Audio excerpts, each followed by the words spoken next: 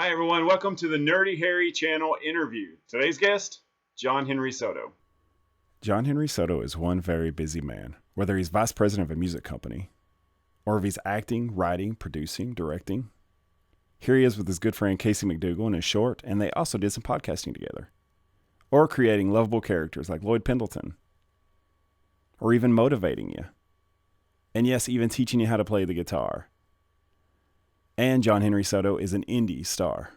So as you can see, John's a very busy man. I hope you guys enjoy listening to the video as much as I enjoyed interviewing him. Don't forget to check out www.johnhenrysoto.com. Enjoy the interview. Hi, everybody. I am Anthony with the Nerdy Harry channel, and my guest today, the Rubik's Cube of art and creativity, Mr. John Henry Soto. John, how's it going? Wow, thank you. That's pretty cool, the Rubik's Cube. I know, it's just all downhill from here, right? Yeah, that's it. I love it. How you doing, John? I'm doing fantastic. Thank you for having me on. This is pretty awesome. I'm a big fan of your work as well. You crack me up with your videos and stuff. So when you said to be on, I was like, I'm honored. I'm definitely here. So thank you so much. Appreciate it. Absolutely. Thank you so much, John. The honor and the pleasure is all mine. I mean, I spoke with Jolene last week in an interview, and I was explaining to her that hers and Jessica's and your video were the first two videos that I had seen on indie.com. And really? Oh, interesting. Yes, and I've been huge fans ever since of you guys, and your comedy is so on my level that I get, and I love it. And yeah, I feel the same way about you, actually. Like I get it. It's almost like there's this kind of like this plane of weirdness that it's just, I don't know, it's just this weird thing where you kind of can float there, and communicate that. So it's like I totally got it when I saw your Todd video. I was like, I totally got that guy right off the bat. And I already, I love the guy, you know what I mean? So it's really cool. Thank you so much. Thank you so much. And we'll definitely get into indie.com and how we met. But first, before we get started, I want to ask you, now, I know that you are a former breakdancer, right? Oh, God. And so, like, how did you I don't know, is it true that you were actually considered for the part of Turbo in Breakin' 2 Electric Boogaloo? That is not true. Oh, man, I thought that was... No. It was another John Henry Soto, I'm sorry. I don't know. I mean, I knew all those guys, and I was involved with a lot of that stuff back in the mid-'80s. No kidding, really? Yeah, there was a club. I don't remember the movie Beat Street. I don't know if you remember. Yeah, yep. All right. So anyway, the movie Beat Street had a lot of my friends in it and stuff, and for some reason that day I couldn't go to this thing. I don't remember what exactly it was. I was 16 years old. And I remember, anyway, Harry Belafonte was a big producer on that project, and he opened up a club called the Beat Street Club, right? And it was somewhere in Manhattan, whatever. And so I auditioned as one of the Beat Street dancers, and I got that. So I was a Beat Street dancer for a while. And that was a lot of fun. People would come from all the boroughs, and they would battle and stuff. And it was a lot of fun, that whole element. That's kind of what started my entertainment thing. I've always been a musician since I was very young, but that actually kind of gave me a little bit of thing. Oh, performing, actually using my physical body and express myself. So that was kind of with getting you out of your. Was there a shell there that helped to get out of? Was it not really there? I think there's always some kind of a shell when you're kind of in that environment. In the South Bronx is it was hardcore back in the 80s. So there's a little bit of fear. Of doing this kind of stuff because, everybody was involved in, you weren't really a dancer in the South Bronx. It was kind of like, well, what? What do you mean, But breakdancing was accepted because it was tied into the new hip-hop sound and rap and all that stuff. And so it kind of like fit in. So when you were a breakdancer, it kind of became acceptable. I kind of wanted to be a dancer at one point, like an actual dancer. Oh, wow. Awesome. Yeah. So that kind of gave me a little bit of an in, to performing, But the shell, I think my mom always used to tell me, she said, you were never really a little boy.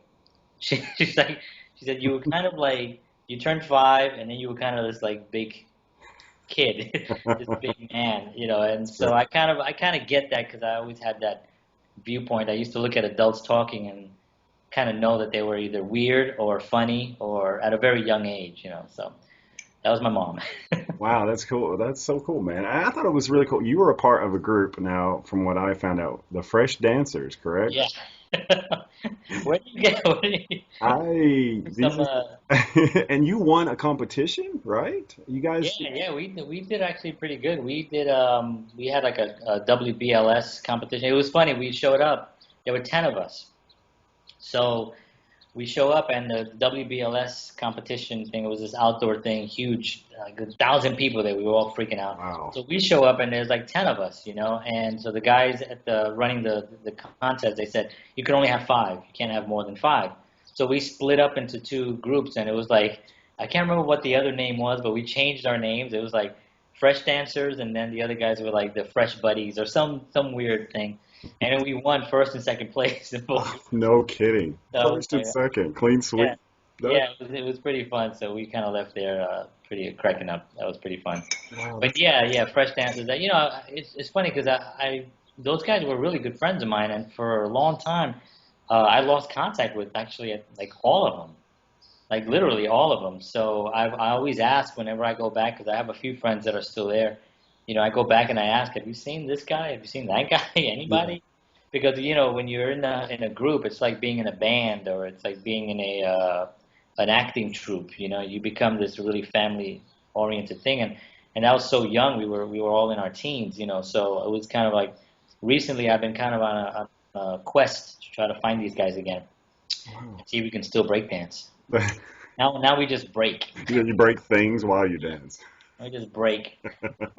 Okay, John, I was going to also ask you, you mentioned about growing up in the South Bronx. What was that like as someone that wanted to be, I'm assuming at a young age, wanted to be in some kind of art or be creative? Was that difficult to do that in the South Bronx? You know, it was. I mean, it was and it wasn't. It depends. It depends what art you were kind of going into. You know, Okay, no one was really singing. You okay. know, it wasn't a thing. But I was lucky enough that my uncles all played guitar. You Oh, know, so at a very young age, I was introduced to live playing. You know, yeah. and that was always like something and that I knew that I was gonna do. My great grandmother, when I was like just I don't know 4 or 5, she called me over. She had this rocking chair that she would sit in, and whenever she came from Puerto Rico, they would have to reupholster the whole rocking chair and get it cleaned up and put it in the center of the room because it was like the queen was arriving. That's And so great. it was. I remember walking over to the freshly manicured rocking chair.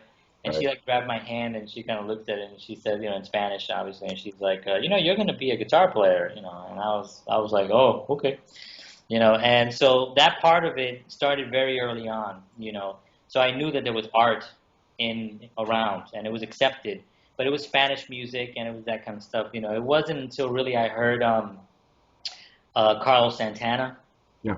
that I realized that there's this other thing that you can do that incorporates a little bit of Latin feel, but with some rock and roll. Yeah. Yeah. And then of course there was hip hop, and I had some friends that were rappers and stuff, and so there was that part. And then the breakdancing became a big thing for me, and I did that a lot for a few years. And so the difficult part of growing up in the South Bronx was, I hate this. The South Bronx is really up and coming right now, and I still have a lot of friends there, and I do work with a couple of organizations down there to help educate some of the youth. But at the time, Right. Right. we're looking at the late 80s, early to the whole 80s basically, and some of the 70s when I was very young in the 70s, but I remember certain things. The Bronx was burning in the 70s, like Mhm. all the buildings, a lot of the buildings burnt down, and it was really a rough thing to see. But I didn't even know I was in it, because, you're sheltered somewhat from with your family. They don't really talk about it. Our building didn't burn down, so we were lucky. And then in the 80s, we had, the epidemic of crack was introduced to, and I lost numerous friends. I mean, Mm. and then there was violence and a lot of kids, a lot of friends of mine were taken down through violence as well. Wow. So that type of upbringing will kind of put everything into perspective as far as being an artist and your contribution to art and to just humanity, basically. It really made me tough. It made me appreciate what I had, Yeah. everything that I have. This cup of coffee right now I'm glad that I have this cup of coffee. Yeah. I'm really grateful for it. And so I'm very, really, and it's also made me want to help people as well because, especially in that community, it's almost like I have no idea how the hell I made it out, to be honest with you. I have no freaking idea how I made it out. I'm living like in Bayonne. I got a wife, I got a kid, another kid on the way, and I'm doing all the stuff that I'm doing exactly what I want to be doing. I have no idea how it happened, but I do know that staying away from drugs Yeah. was a major thing. I've never smoked a cigarette, and I've never done any kind of drugs, and I've never smoked any weed or Same here, anything. buddy. Same here. Rock on, man. Rock Awesome, on. awesome. So, it was just like a thing that I knew that it changes your chemistry. It changes your brain chemistry a little bit, just from having seen it firsthand from my friends. So I stayed away from that. I stayed away from gangs, and I was able to kind of maneuver my way around the gunfire, basically, and kind of find my way out. But the art, you know, Did the art and creativity help protect you from that because it gave you a it focus and did. maybe a drive? It did, absolutely. I was just going to mention that, the guitar basically kept me at home. Right, You know, right. I stayed at home and I played, and sometimes I became obsessed with the guitar, and I would play for, 15 hours straight, Oh my gosh, John. sit there and just play and just forget about the time. And so I started playing with bands and stuff, and that kind of kept me very out of that environment. So yeah, absolutely. The art does give you an outlet. Right. If you don't have that outlet, what's out there? It's basically gangs hanging out. And you may not be in a gang, but if you're just hanging out, watching TV, smoking weed with your friends, and not really, going for it, you're gonna end up in the same place. And I go back there, and I can see I have friends that are still there, but they're great. Yeah. They build life for themselves, and they progress, and they're successful, and they live in that environment. And I have friends that have just kind of just let the environment make them, and it overtakes them. And well, you also too, if you look at a lot of I love to read autobiographies, and one of my favorite Yeah, autobiographies, me too. one of my favorite autobiographies I've ever read was Steve Martin, uh, Oh, which yes, I is love that. yeah, I did read that one. Yeah. absolutely. And to me, I think.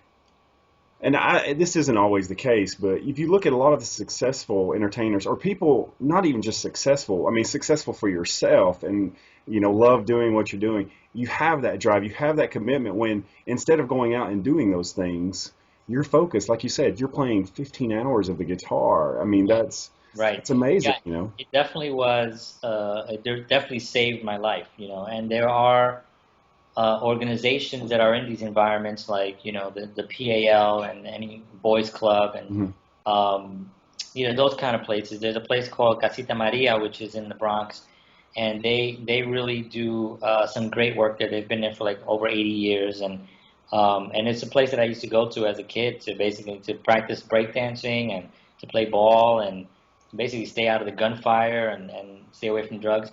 So these places are really important. So that's why I think it's important for as an artist that kind of made it through that to go back and try to give back more of that of yourself. That's so great. And I definitely want to get back to you on that.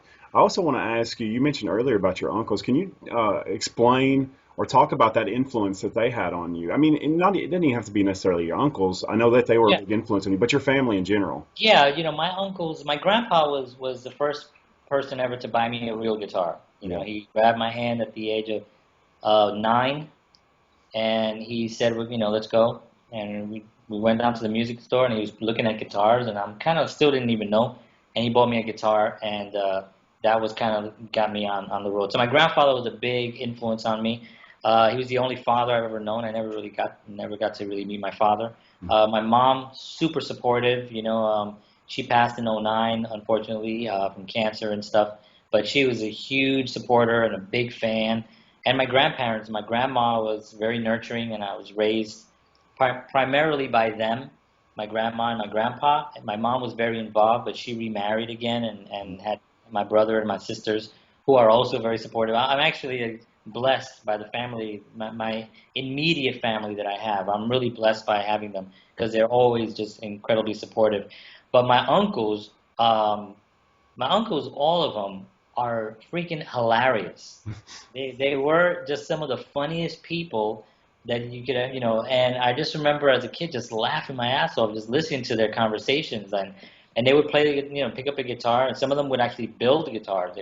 I would see them bringing us shelves and actually Wow. put these things together and build guitars. So they were a big influence only because they were loving.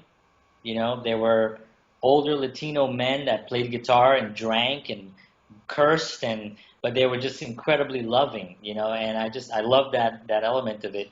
And so the support that they gave me, I remember my uncle grabbing my hand and kind of showing me where a E minor chord is, and taking my fingers and doing all that. It was such a thrill for me to be able to hold that down and then strum and hear it, and be like, that sounds different, and I remember that moment very clearly, So those moments really are important.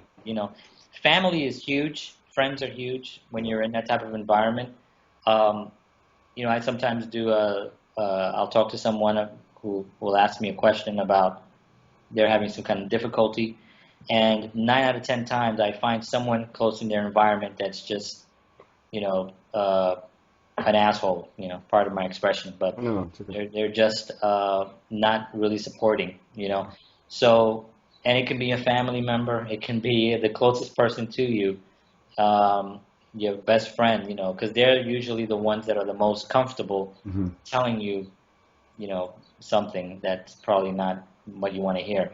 So, that's really important, the whole family element. So my uncles were definitely a big support. I went around like 10 times to answer your one, No, no, no, answer your question. no, no, no. You did fine. I mean, because I can completely relate to that. My uncles, I can say specifically from my uncle Joe was a big influence that because I used to love sitting around watching them sit around and just talk and laugh. Yeah, And even though you have no idea really kind of what they're right. You don't talking really know what they're saying because that you know that there's probably some sexual innuendos in there. about. You're kind of Absolutely.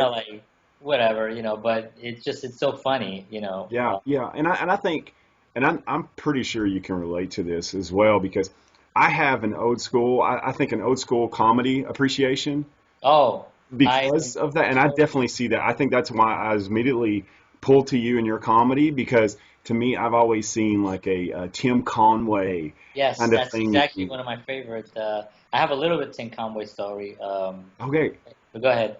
no, no, no, no. I was just going to say though that that my uncles, I would see what made them laugh, and I'm like, Right. what is this, And so at the time, I probably didn't laugh like they did about it, but now that I'm older, I get it. You get it, yeah. Yeah, yeah, Yeah, exactly. And like I said, I see that in you, and I think that's definitely what's pulled me to your comedy as well as yeah, I your think, yeah, and likewise, I think it is that kind of like that spirit where you can, you look at these old shows. For me, the sitcoms from today have not really changed, in my opinion, as far as like, the double takes. If you look at Friends, the TV show like Friends, which I guess Friends has been almost out for a while now, but when that came out, everybody was like, oh, this is new, it's kind of this new thing.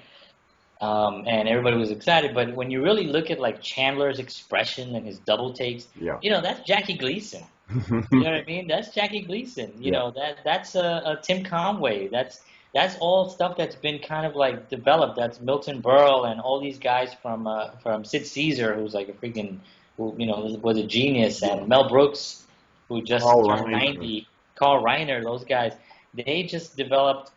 They kind of gave us like this foundation of what comedy is and Yeah. what's funny. And there are a lot of things happening now that are hilarious as well.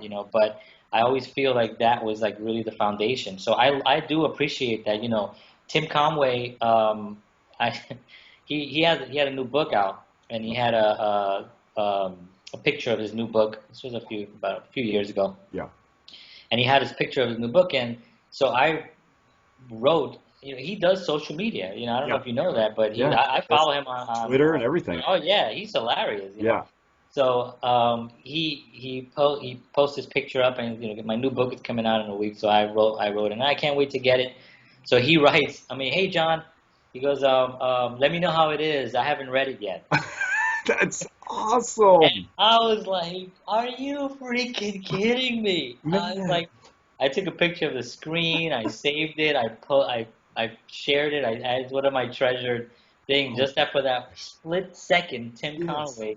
You go to your room, you lock the door, and you go, okay, today won't get any better. Right, So let yeah, me it just just, let it this just be. was. It's just like that's it. Today was, and my mom was a big influence on me as far as finding comedy in music. Because she was my mom was extremely smart and very funny. She Mhm. was if she was in a room of some of the older moms or whatever, she was the one killing it. Oh wow. And my grandpa was the same way. My grandpa was just, he was known as the jokester. Um, I forgot what the hell I was saying. Oh, but anyway, she turned me on to Carol Burnett and those kind of things because that was in the '70s, and I was, I don't know, whatever, I was 7, 8 years old, so I really didn't really know where to turn the TV on, and but Right. she was like, here, watch this, and I was like, wow, and so she was a big influence. I mean, she would play records and have me listen to them, and if we were in Manhattan, she would point out comedy clubs to me. She'd be like, Wow, hey, that's look, that's a awesome. comedy club. You go in there and That I'm is so like, great. Mom, I can't get in there. I'm 12. You're not gonna let me in there. But she was very supportive. So, um, Isn't it sad though that like, and I definitely, because I definitely believe there's a lot of good things happening in comedy. mhm. But I mean, man, that era, the 70s and 80s, especially with like the comedy hours, even in the 60s with like Laugh In, I Yeah, mean, where all these like just short little five, not even 5 minute, like yeah, sketches. yeah. And it's just, I love that I era. love that, and I think it's good that you mentioned that because I think Indie.com has kind of given that ability to have those 3, 4, 5 little minute short things that are hilarious, and it's given us kind of bringing back the new, the old, Oh, or no, absolutely. making new the old. I don't know what I'm trying to say, but whatever it is, it's brilliant. You know what? And that is a great segue into our next. Right. I We're like going. how you, that was great. That was great. Thank you, John. All right, so let's talk about indie.com. As I previously mentioned, that's where I seen your videos, and we've became friends, since then.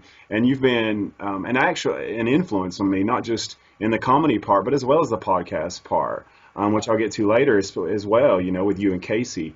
But what is I know what indie has probably done for you to a certain extent, but like, what does it mean to you? What is that outlet for you? I guess. This business is difficult when you're alone. When you're trying to find like-minded people to kind of like work with. Right. When you're in film, I can write a script, and I have written scripts, and then you got to find people that are willing to come in and work on it. I was in a band for many years. You got to sit there, you have to write songs, and you got to bring the band in. There's this whole thing of which is great. I love that, and I Yeah. love Yeah. that whole element of it. But then there's also that time when you're sitting at home and you think of something really freaking funny, Yeah.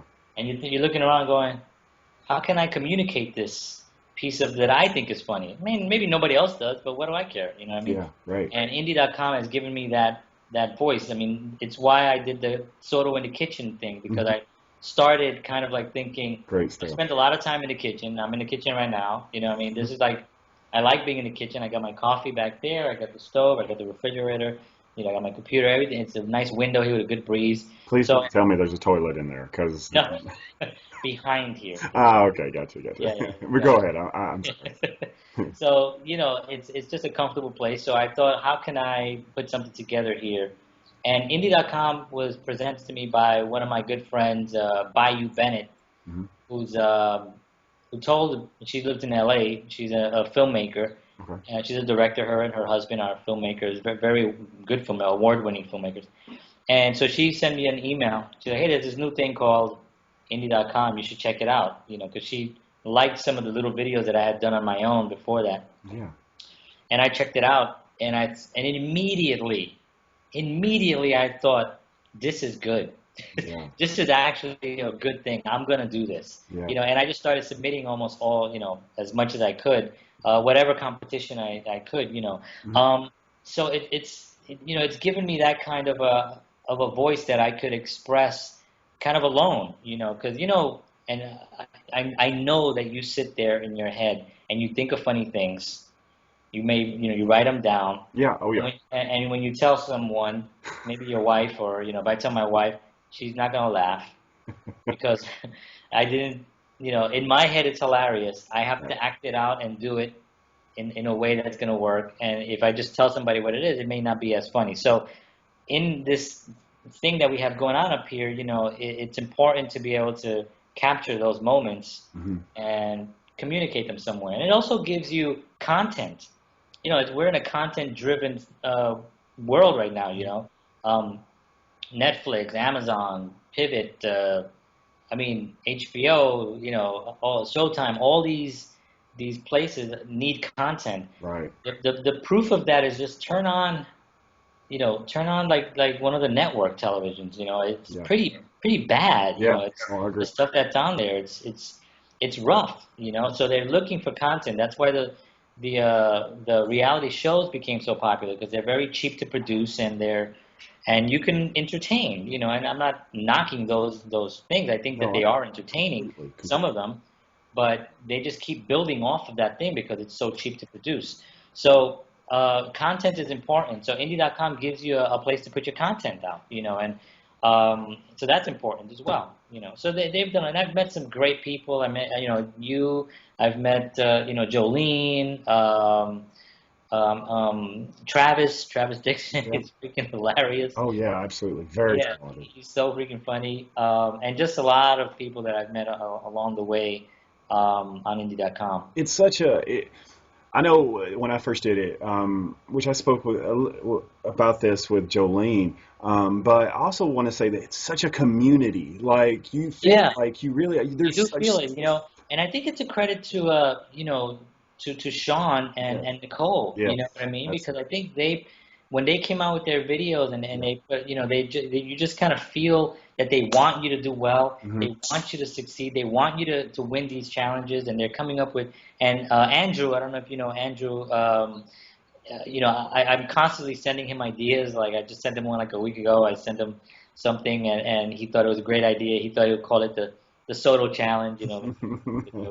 That is great. Yeah, and So, I completely agree with you on that with Nicole and Sean. Like, because is it not just the coolest feeling in the world, man? Like when you're mentioned on that indie news. oh yeah. Oh man, there's nothing better than that. I have it like whatever. I have it edited down, my whole day because it's just so cool. Yes. It was one day that I did win a couple of things, and they mentioned me twice, and Oh wow. I was like, yes. It's just a cool feeling, and just coming from them because they're so They're genuine. They're genuine. they're genuine. That's exactly the word. They're just genuine. They want you to do well. Yeah, It's yeah, and pretty awesome. completely agree. And I know for me, what's surprised me with Indie.com, because I went into it just wanting to do comedy. Now I probably have a different perspective on it as far as like if I ever wanted to do acting. But when I first went into it, I was like, look, I just want to make people laugh. I want other people to see my stuff, to see what they think. What do they think of it? Right. You did really well. I mean, Yeah. Oh, thanks, and appreciate that. And I found though, as I did the comedy, and I make friends like you and Jolene and Travis and many more. I found that like, man, maybe I should try this other stuff, like a voiceover or like the acting. And man, if anybody has done that, John Henry Soto, you are like, I mean, that's so great though that you. I guess it's probably put you in situations where normally you might not do these things, but hey, let's just try it. And that's what I love about your personality. Right. And I think that's what. Thank you. I appreciate that.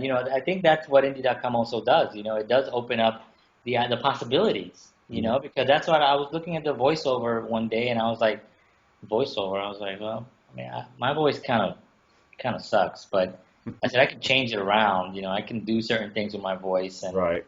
So I thought, okay, I said, let me try this, and I did a couple of them, and although I didn't win, I don't really, I kind of do them and then don't. I probably should do that more. I kind of should tell people about it and push it a little bit more. But I think it's because I'm still kind of a little bit, withdrawn from the idea of it. I understand. That I put it out there, but what's his name?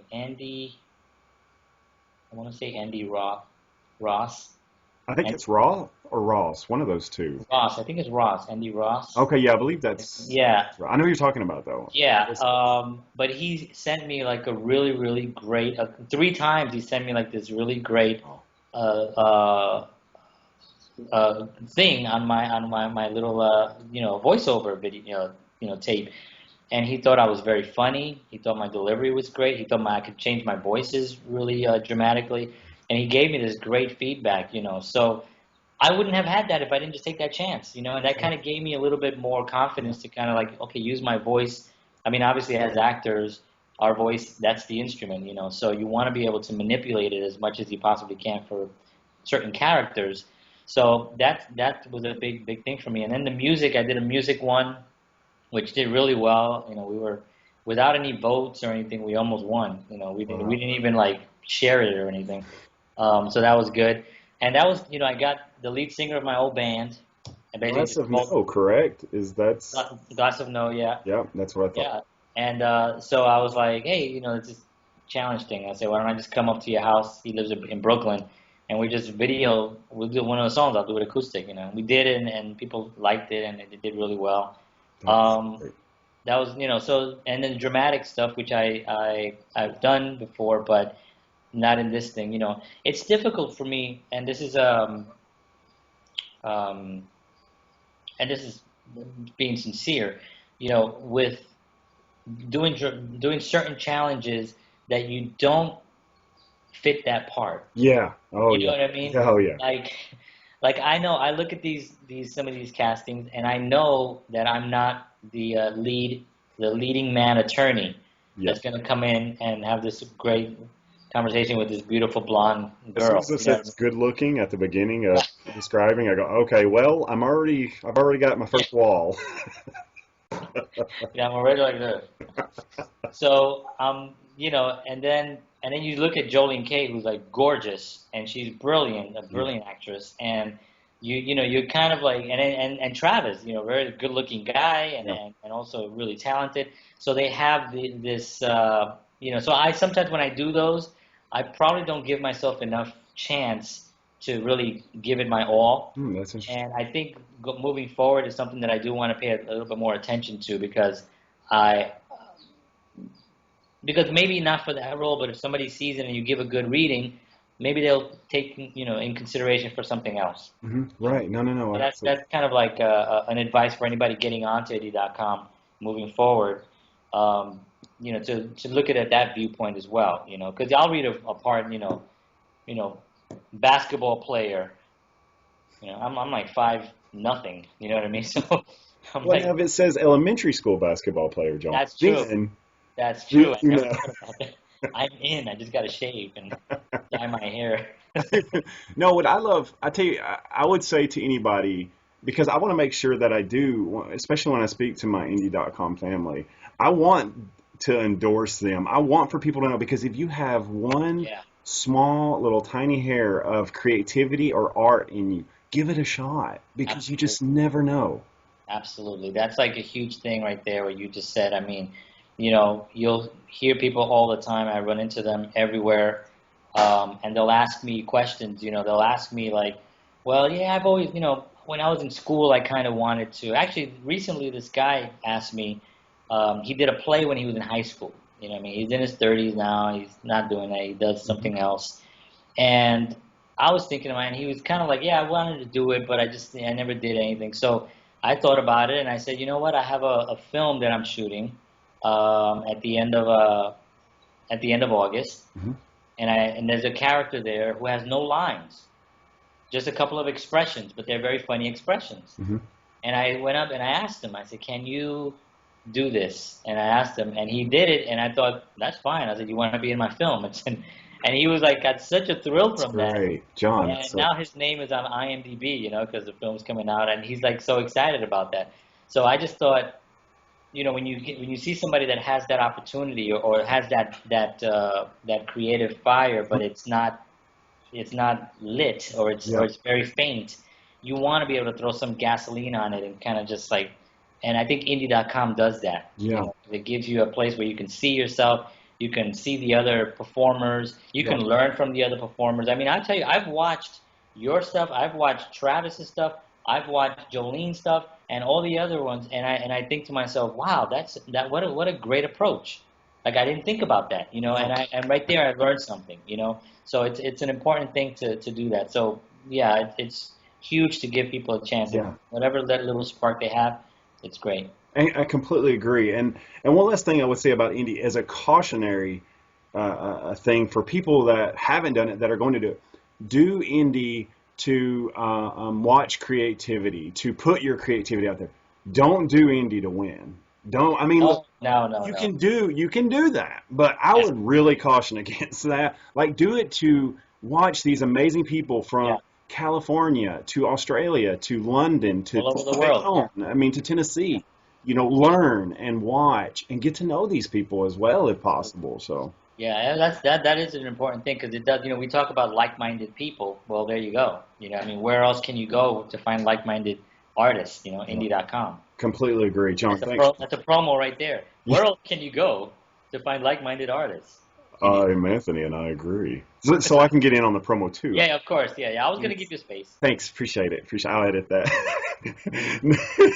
All right, so moving on, John. I want to actually talk to you about Something's Brewing with John and Casey. How did that come about? Casey and I have been friends for a long time. And I'm talking about Casey McDougal, by the way. If anybody's Yes, a very talented actress. yes, talented. One of my best friends.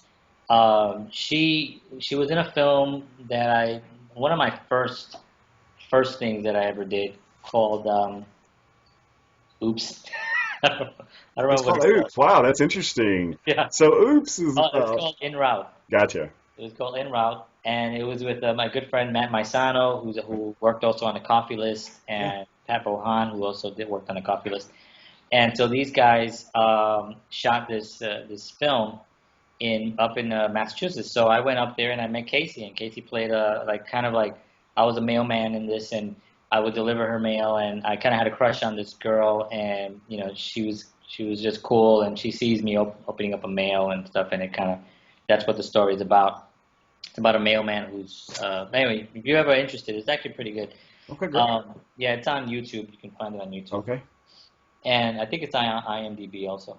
So I met Casey there, and I tell you, we did, Matt and Pat were great, and Matt wrote the script, and he was like, why don't you guys just kind of like improv a little bit and stuff, and we just started riffing. We had so much stuff, and I have a funny blooper clip where we're going at it, and finally you hear just cracking up in the background, and we had to stop because we were just on this roll, and unfortunately he couldn't use all of it because it was so much. But right at that moment, Casey and we realized there was something there that we can really work on. And after that film, I remember just sending her I sent her an email, and I said, hey, we should work on something together. And she was like, okay. So I said, why don't I just write something, and it'll take me about, I'll have come up with an idea, and we'll see how that goes. Okay, hold on one second. No, it's fine. I'm on a radio show. Hey, Okay, yeah. Sorry, she's no problem, John. so Don't worry about it. yeah. So edit this out. There we go. Yeah, cut and yeah. So basically, it was about 20 minutes. I wrote something up that I had a concept, and I wrote the synopsis, and I sent it to her, and she said, "That's great, let's do it." So I went and I wrote it, and we got together with Matt and Pat, and we did the Coffee List. The Yeah, Coffee List took I remember about that. 3 I remember hours. seeing it on indie.com. Yeah, yeah, it was on Internet.com, and we basically did that in about 3 hours. We shot the whole thing. It was like really hot that day. I remember we were sweating. But we shot. I had all the ideas of where things should go, and we kind of blocked it off as we got. It was an outdoor shoot, and that film has done like really well for us. I mean, a lot of people have seen it. They got into some festivals and almost won a big thing in Canada, actually. I remember Um, watching on the Holly. I think you entered it into the Holly Shorts. I did enter, yeah, I got into almost the final round. I think it was like Yeah. next to last or something. So I did really well. It was just a little thing that we just threw together, and so that kind of started the ball rolling for projects with Kate, me and Casey, and then I wrote her into Right in Bayonne, which is a web series that I still kind of like work on every now and then. Yeah. And then she wrote a Holding, which is her web series, and I went up to Connecticut and I played a weird character in her John, weird series. character? No. No way. And it was fun. So and then we just kind of said, you know what? Why don't we do this a podcast? Because whenever it's almost like you and I right now. We're having this kind of like dialogue effortlessly, Yeah, yeah, effortlessly. You know what I mean? yeah, I got you. Not thinking about what we're saying. There's no dead space. And that's kind of how we are. So we thought, let's do something with this. And we started with the podcast. We did it for a year, a little over a year, Yeah, and we wanted to change format, so we kind of stopped this year. We did it for 1 year exactly, and then the second year we were trying to find a different format, like a different platform, I should say, right. and we are still looking at different things right now, but we kind of like put it on hold a little bit because we're working on. We wrote a screenplay together via Skype. Wow. Yeah, and we have our meetings. We'll have a meeting like at least once a week. We'll have a Skype conversation about what we're working on and what we're working towards. And she just finished a play up there. She's really great. I mean, she would be a great guest to have on if you ever Oh, want to have her on. duly noted, my friend. Duly noted. Yeah, Speaking of that, I want to give you a quote from Casey about you. Oh no. Oh, yes. Oh. All right, there's a lot of cuss words, so prepare yourself. No, I'm just. Yeah, I would assume. Yeah, this is probably that one Friday night when I was really drunk. All right, so this is a quote from Casey McDougal about John Henry Soto. Working with John is one of the most fun and natural experiences I could ask for.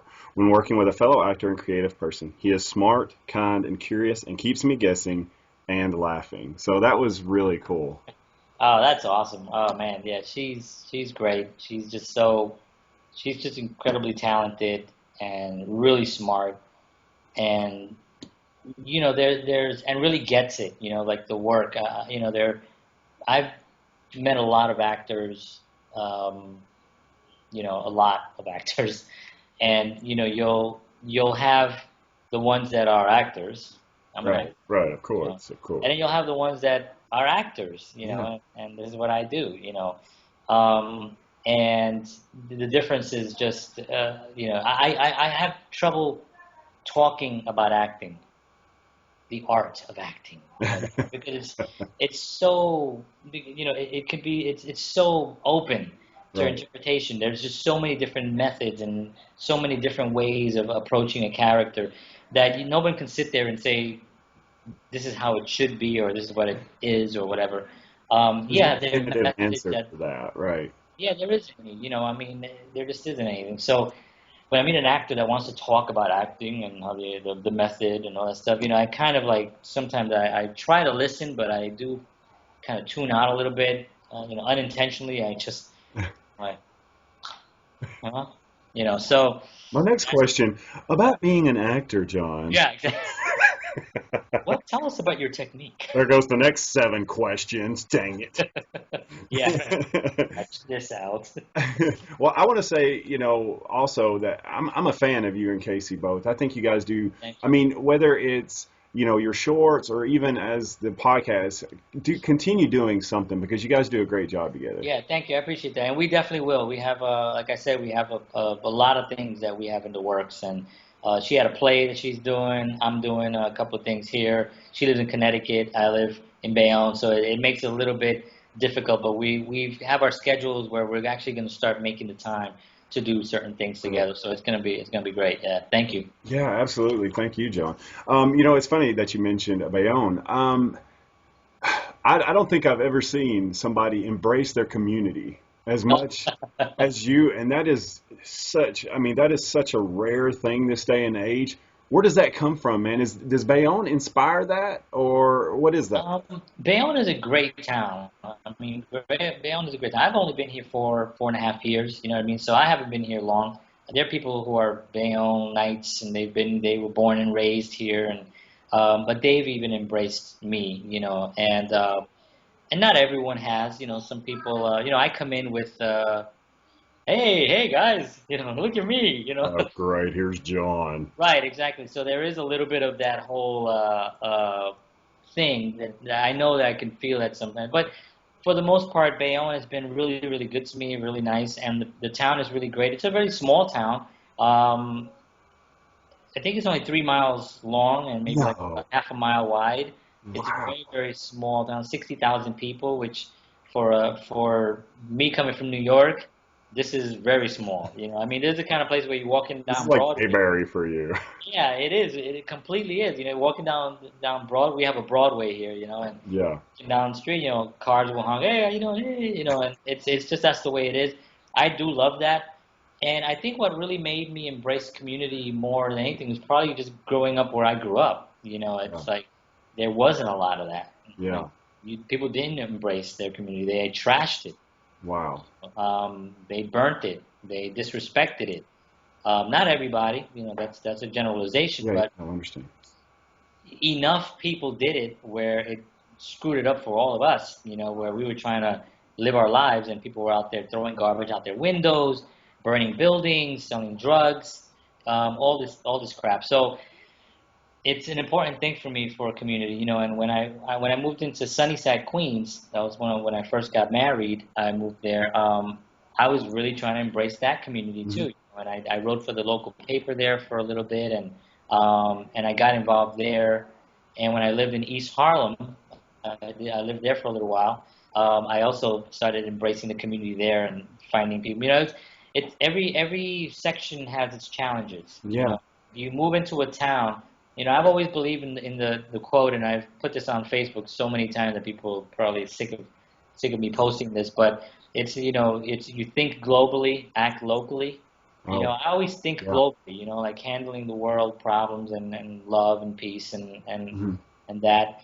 But locally, I can do stuff locally.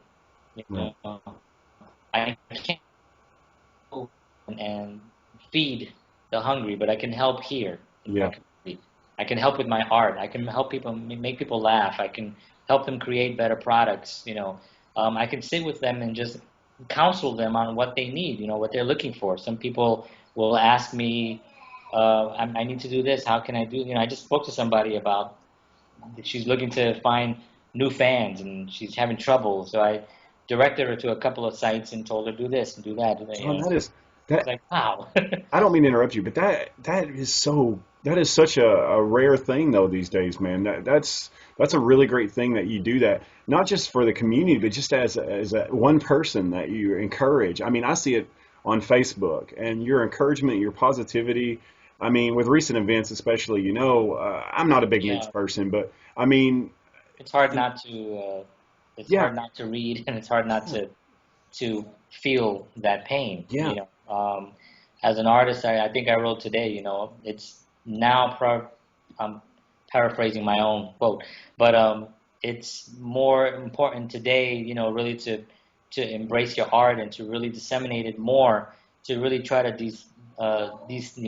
destimulate the hate in the world. You know, yeah, so when things are really really shitty, yeah, we got to pick it up. We yeah, got to put out more love. We got to start communicating more with people we care about, and start helping more people. So yeah. that is an important thing. Thank you for your kind words.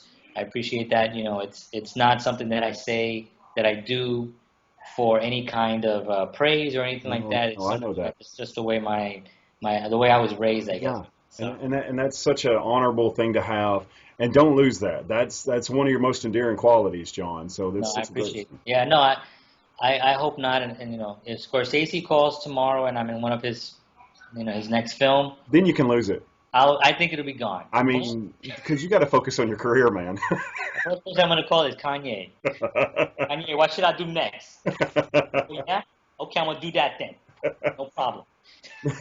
Family, what family? Yeah, exactly. But I also I want to ask you about and I want to make sure I pronounce this right. John, I asked you before, and I could mispronounce it, and I'm Don't worry sorry about it. if I do. It's But Anakian? Anakian.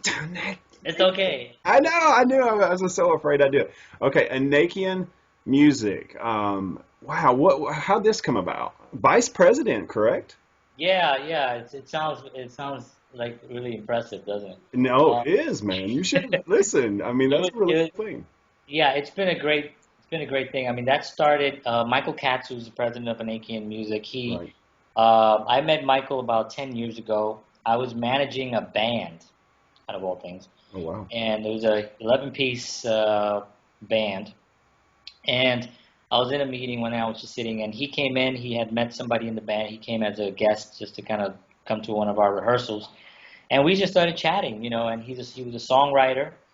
He is a songwriter. He doesn't write as much now, but I have a lot of his songs and stuff. And um, he was an incredibly sweet man, a very humble guy, very soft-spoken person, but very sincere. And I got that he was very sincere. I got that from him right off the bat.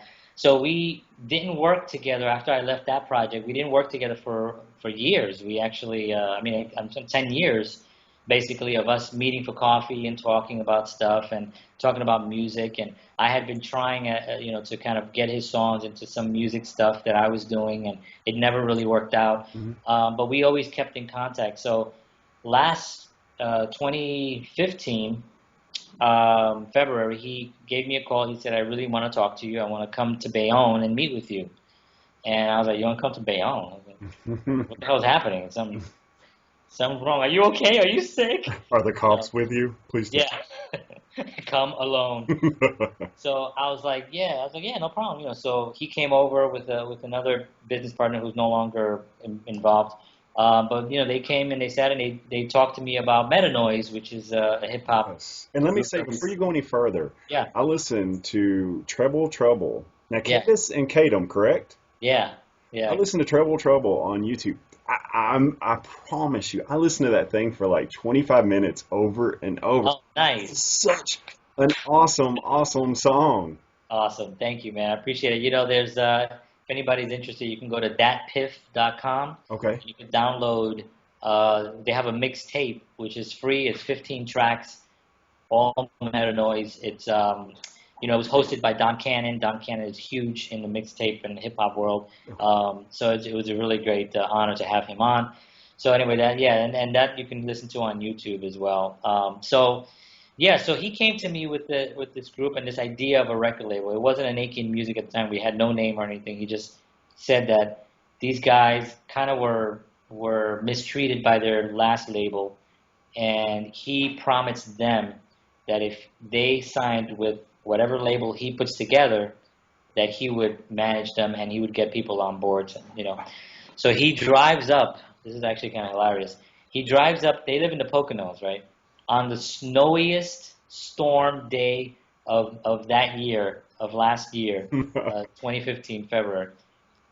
Maybe it might have been January or something. But he drives up there. He barely can see, and he shows up at their door, and they were like, "Whoa, we didn't think we'd ever hear from you again." And he offered them, the opportunity, if they were willing to give, Michael a chance. Wow. They said yes. So Michael came to see me, basically more for my skills as a manager because I have managed groups before, not successfully, mind you. I haven't been like a great manager, only because I find it difficult to deal with I personalities. hope you didn't use that in the Um, bullet points there. yeah, I've yeah, managed groups, but now, guys, I'm not yeah, successfully, but yeah. I mean, I'll be perfectly honest. They know that. I'm always straight honest. I've managed about 2 to 3 bands, and it's a difficult thing to manage a band. oh, I can imagine. A band. I'm talking Right. about. I had an 11-piece guy, 11 personalities. Wow. Whew. And then I had another one which was like about 6 or 7. Woo! It's just really, really tough to put these guys together. So they gave me a chance based on me being perfectly honest with them and stuff. You know, we met. You know, actually, when Michael first told me, I originally said no. You know, I was like, no freaking way. I can't get involved in this anymore. I'm doing too many things. And so he promised me. He said, okay, I just want you to meet the guys. Just go meet them. You know. So I was like, all right, you know, because it's Michael. I totally respect this guy. I was like, whatever you say, I'll go meet them. You know, I'm like, Yeah. where do they live? In the Poconos. I'm like, fuck. I'm like, what? Now I got to go to the freaking Poconos? So I'm like, okay. So we drive up to the Poconos and I meet these guys and I met their parents because they were living with their parents at the time. And man, what energy these guys had. Just incredibly smart too. I mean, they were 20 years old when we met them. They're 21 now and or 22, whatever they were. And just blown away by how intelligent, well spoken, but funny. Yeah. They had an edge to them. You know, they weren't afraid to say things and to offend anyone. Yeah. But at the same time, they were very conscious about what they were rapping about. And when you listen to their lyrics, you really get that. Yeah. So it was a wonderful experience. And of course, then we went to the studio. They have the studio up there. And of course, I heard the music, and I was like, "Oh, jeez!" I'm like, "All right, I'm sold." You know, I'm, I'm no choice. You know, I can't walk away now. So we did. We got together, and we started a Naked Music, and you know, we did all that. There's lots of starting a label, you know, paperwork and all that stuff, and we did all that, and that was probably the hardest part. And Michael is amazing. Michael goes out and gets things done that I'm blown away by. He'll get them. Well, getting Don Cannon first of all to host the mixtape was like huge, Hmm. and like the guys, you know, the Metanoise, they didn't really know that he got Don Cannon, you know. And Michael doesn't really know Don Cannon as what he is, and I really didn't know how big Don Cannon was. So when he said, "Oh yeah, by the way, I got Don Cannon to host the mixtape," you know, the guys were like, "Wait, what? What?" He's like, "Yeah, he's gonna host the mixtape." Wait, what? You what? Michael, are you serious? And he's like, "Yeah." It's like, is that what? You know? And so it was a big deal, you know, and he was just blown away. So they were both blown away. So Michael does things like that, you know. And right now on Sunday they're gonna perform City Field. They just did a great show up in Brooklyn Cyclones. Yeah, Uh, Caulfield. I seen the pictures the other. yeah, they played there. They sang the national anthem, which was great. That's on YouTube also. Yeah, I seen that. That was really. They did a great job. They did a great job. They also sing incredibly Yeah. well. So and that's kind of like and that's the path that we're on right now. You know, it's hard. Yeah. You know, it's hard. Everything seems to be difficult because it's starting with from nothing. Yeah. You know what I mean? And I think And if it uh, was easy though, John, everybody'd be doing it. You know what I that's mean? exactly right. That's exactly right. Yeah, yeah. So it's supposed to be hard. Yeah. You Yeah. And know, that sucks. That's the sucky part about it. it does, but as you move along and you have one success, the next success becomes easier. Right. The one after that becomes easier than that, you know. So there is a possibility of Right. getting it down, you Hmm. know, to a certain point. You know what I mean? Yeah. No, absolutely. I'll go ahead and I was going to ask you something here, John. We'll start to wrap it up, but I have Okay. a couple questions for you. Three questions left. My daughter. Hi. How you doing? You are so pretty. What do you say? Thank you. Thank you. That's what I say when people say I'm pretty. Yazzie. That is so great. Thank you for letting me play with your dad. Yeah, thanks. Okay, give me 1 second, okay? All right, I'll be right there. All right, thanks. Yeah, no, absolutely. I was going to ask you three questions here. Okay, so what makes you laugh? What makes me laugh? Wow. Um, What makes John Henry Soto? well, Anthony Reese makes me laugh. Lying. No. No, you know what? What makes me laugh is the kind of humor that I know you can appreciate. You know, the stuff that you do makes me laugh. You know, I mean, it really does. You know, Thanks, Sean. the stuff that Tim Conway does, you know, that makes me laugh. It's the taking something that people already know to be this, and then making it that, and without knowing without expecting that. Do you know Brian Regan? Have you ever heard of Brian Regan? Yeah. Yeah. So I love Brian Regan because he's able to take something that's kind of like normal Hmm. and make it completely ridiculous, but in an intelligent way. And that's really hard to do. It's hard to do that. There's not.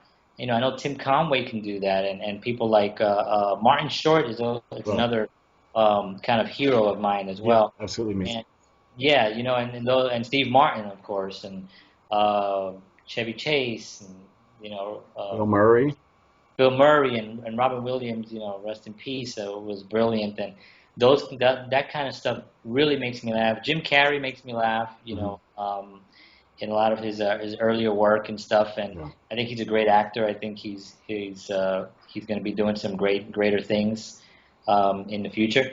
So that makes me laugh, Okay. Yeah. Good answers. Okay, so what makes you cry? What makes me cry? Yeah, I am a huge sap. really. I'm old enough now in my life that I can admit that. I don't give a shit. I will tell anybody.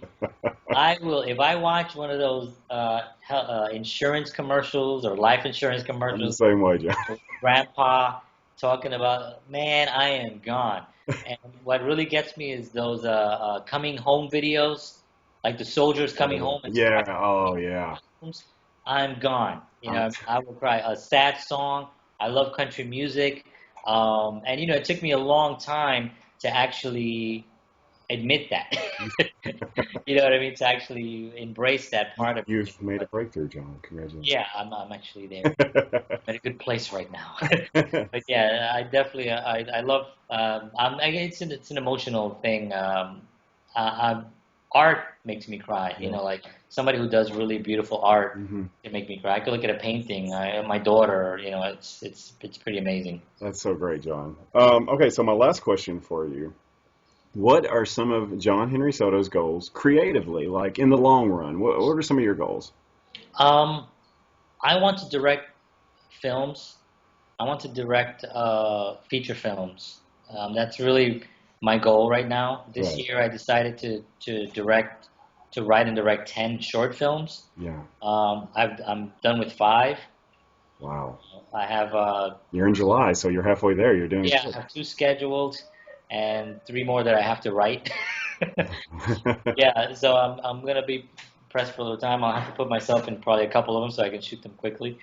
Um, So that's really what I want to do. I do feel that I have a voice as a director and as a writer, I agree. and I want to kind of focus a little bit on that. So that's really coming. I also want to do a little bit more music in the future. I haven't embraced that as much as I should have. Yeah. I love music. That was my first love and stuff. So I'm talking very seriously now. It's in that realm. And then there's also little projects that I know I want to do Yeah. that are um, kind of my own thing. But that's really what I'm focusing right now. It's really I want to direct films, Right. and I'm hoping that when I direct these 10 and I put them together in a nice little package somewhere, and people can watch them and kind of like see what the content that somebody would give me a chance to direct something a little bit larger. I'm not saying a blockbuster, but just a little bit larger than what I'm doing, and then just kind of keep progressing there, and hopefully in 5 to 10 years I'll be doing something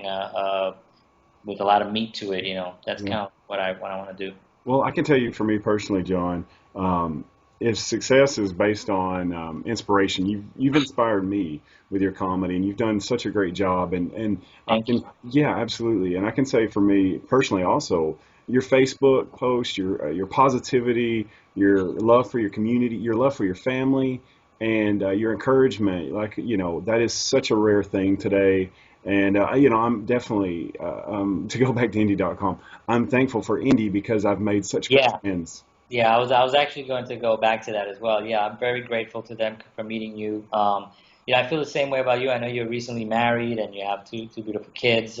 Thank you, John. Um, and I see the videos that you do with them and the funny photos, your wedding photo with your wife, like this. I thought, Uh, man, how fun is that? You know what I mean? It's like, who does that? It's yeah, like it's not it's just so cool. That you found someone that's willing to let you go there. yeah. You know what I mean? That's the I point. think we're definitely blessed, or whatever word people want to use for that. for me personally, I'm blessed to have such an amazing wife. And We are. we both are, to have somebody to have We some are. support Absolutely. and kids and stuff. And like I said, John, I want to thank you for being such a great friend. And I look forward to maybe down the road doing more with you like this. Oh, absolutely, absolutely. I've already have things in my head.